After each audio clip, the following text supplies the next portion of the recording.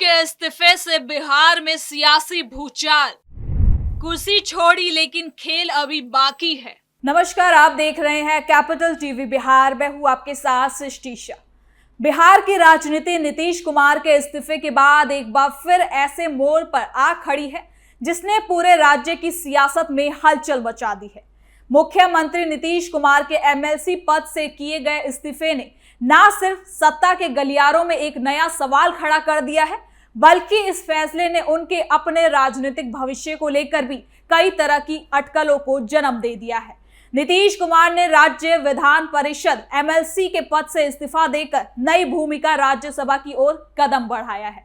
वो अब राज्यसभा के सदस्य चुने जा चुके हैं और संवैधानिक नियमों के मुताबिक 2 पदों पर एक साथ बने रहना संभव नहीं था। लेकिन इस संवैधानिक रोक के पीछे छिपे राजनीतिक संकेतों ने बिहार में एक बार फिर सत्ता परिवर्तन और नेतृत्व चयन पर बहस को तेज कर दिया और इस मुद्दे पर सबसे ज्यादा विपक्ष अपनी नजरें को गड़ाए बैठा है। तो चलिए जरा विस्तार से जानते हैं क्या है ये पूरी खबर।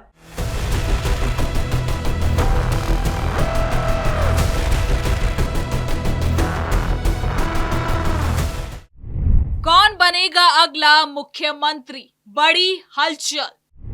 एनडीए में मंथन तेज, नाम पर सस्पेंस कायम। आपको बता दें कि नीतीश कुमार का इस्तीफा बिहार के राजनीतिक पारे को और ज्यादा बढ़ा देता है। उनके इस कदम ने सहयोगी दलों और विपक्ष के बीच कई तरह की बातों को उभार दिया है, जहां जेडीयू के भीतर भी सवाल उठने लगे हैं कि नई परिस्थितियों में पार्टी का नेतृत्व कौन संभालेगा और किसे राज्य का नया मुख्यमंत्री बनाया जाएगा। बीजेपी और जेडीयू की संयुक्त सरकार के भीतर इस वक्त गहन मंथन चल रहा है और यह भी माना जा रहा है कि आने वाले दिनों में इस पर कोई बड़ा फैसला हो सकता है। लेकिन इसी बीच बिहार की राजनीति में बयानों का दौर भी लगातार जारी है। पप्पू यादव, जो सालों से बिहार की राजनीति में अपनी अलग पहचान बनाए हुए हैं, उन्होंने सबसे पहले इस फैसले पर जोरदार हमला बोला। पप्पू यादव ने जेडीयू और बीजेपी पर दबाव बनाते हुए कहा कि राज्य को अनिश्चितता में नहीं रखा जा सकता। उन्होंने मांग की कि बिहार को जल्द से जल्द नया मुख्यमंत्री दिया जाए ताकि शासन और प्रशासन सुचारू रूप से चल सके, और अगर ऐसा नहीं हुआ तो बीजेपी और जेडीयू दोनों की ही दुर्गति होगी। बिहार की जनता ने नीतीश कुमार के नाम पर वोट दिया है। इसके साथ ही कहा कि दिल्ली अभी दूर है, थोड़ा इंतजार कीजिए। बीजेपी के सारथी लोग आखिर इतना ज्यादा क्यों परेशान है? वोट नीतीश कुमार के नाम पर लिया गया है तो बीच में बिहार की जनता को खंजर क्यों भोंका जा रहा है? पप्पू यादव का ये बयान उस समय में आया है जब बिहार में लगातार राजनीतिक अस्थिरता की स्थिति बनी हुई है और जनता भी इस उथल पुथल से परेशान हो चुकी है। यानी कि पप्पू यादव के बयान से ये अंदाजा जरूर लगाया जा सकता है कि विपक्ष किस कदर इस समय सत्ता पक्ष पर हमलावर है। तो चलिए इस रिपोर्ट में जानते हैं कि किसने क्या कुछ कहा है नीतीश कुमार के इस इस्तीफे पर। आरोप प्रत्यारोप में दूसरी तरफ बिहार की राजनीति का सबसे सक्रिय चेहरा माने जाने वाले तेजस्वी यादव ने नीतीश कुमार के इस्तीफे पर तीखी प्रतिक्रिया जाहिर की है। तेजस्वी ने आरोप लगाया कि बीजेपी ने न सिर्फ बिहार के लोगों के साथ बल्कि नीतीश कुमार के साथ भी राजनीतिक धोखा किया है। उनके मुताबिक बीजेपी ने राजनीतिक लाभ के लिए एक बार फिर हालात को बदल दिया। उन्होंने कहा कि हम लोग पहले से कहते रहे हैं कि नीतीश कुमार ने जो फैसला लिया है वो दबाव में लिया है। बीजेपी ने नीतीश कुमार को तो ठगा है, साथ ही बिहार की जनता को भी ठगने का काम किया है। हम शुरू से ही कहते थे कि जब भी बीजेपी की सरकार आएगी नीतीश कुमार को मुख्यमंत्री के पद पर रहने नहीं देगी। आज वही हुआ है। बीजेपी हर जगह कब्जा करके अपनी सरकार बनाने में लगी है। साथ ही कहा कि अब आगे कौन मुख्यमंत्री होगा ये नहीं बता सकते, लेकिन इतना तो तय है कि नीतीश कुमार को बीजेपी ने ठगा है। अब नीतीश कुमार बिहार के मुख्यमंत्री नहीं रहेंगे। तेजस्वी यादव ने यह भी कहा कि ये फैसला बिहार की जनता के साथ छल है, क्योंकि राजनीतिक स्थिरता को हमेशा के लिए धक्का पहुंचाया गया है। तेजस्वी का हमला सिर्फ बीजेपी पर ही नहीं बल्कि इनडायरेक्टली तरीके से नीतीश कुमार पर भी था, जिन पर वो पहले भी यू टर्न मुख्यमंत्री होने का आरोप लगाते रहे हैं। नीतीश कुमार के इस्तीफे के बाद उनकी सेहत, राजनीतिक भविष्य और निजी फैसलों को लेकर भी चर्चाएं हो रही हैं। इसी सिलसिले में राजद अध्यक्ष लालू प्रसाद यादव की बेटी और तेजस्वी यादव की बहन रोहिणी आचार्य ने भी इस खबर पर अपनी राय दी है।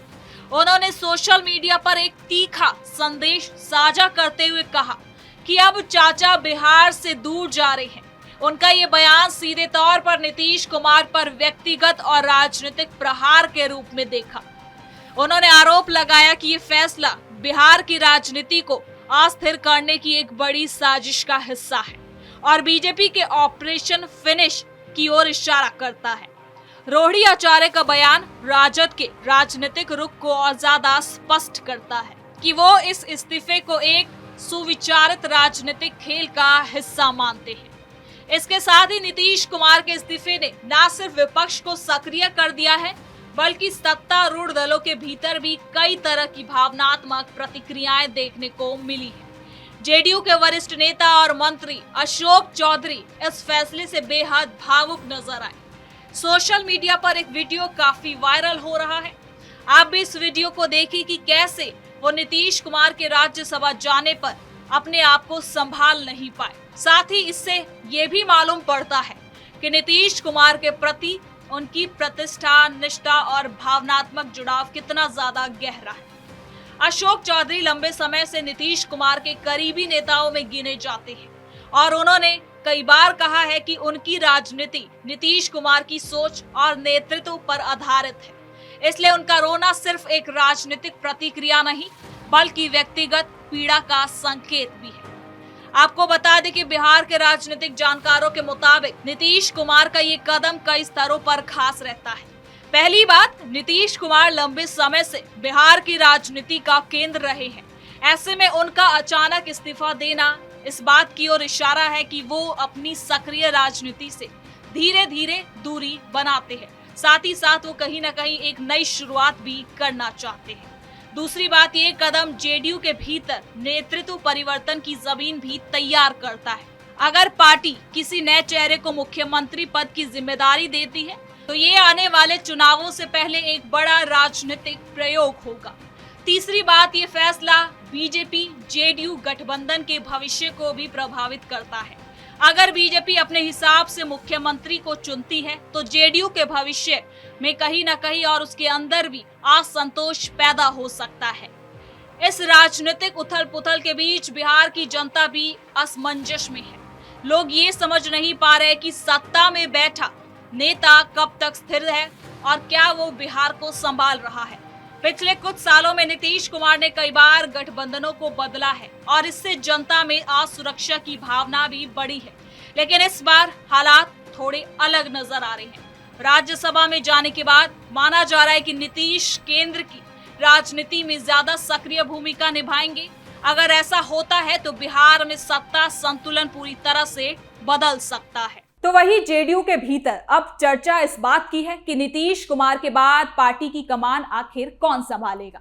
कुछ नाम पहले से ही उभरने लगे हैं, हालांकि अभी किसी पर आधिकारिक राय नहीं बनी है। बीजेपी भी इस फैसले को रणनीतिक नजरिए से देख रही है, क्योंकि बिहार उसके लिए एक बेहद खास राज्य है। उधर विपक्ष भी इस मौके का पूरा फायदा उठाने के फिराक में है। तेजस्वी यादव ने पहले ही मोर्चा संभाल रखा है और वो लगातार नीतीश कुमार को घेरने की कोशिश में भी जुटे हुए हैं। उनका दावा है कि बीजेपी के चलते बिहार में स्थिर सरकार बन नहीं सकती।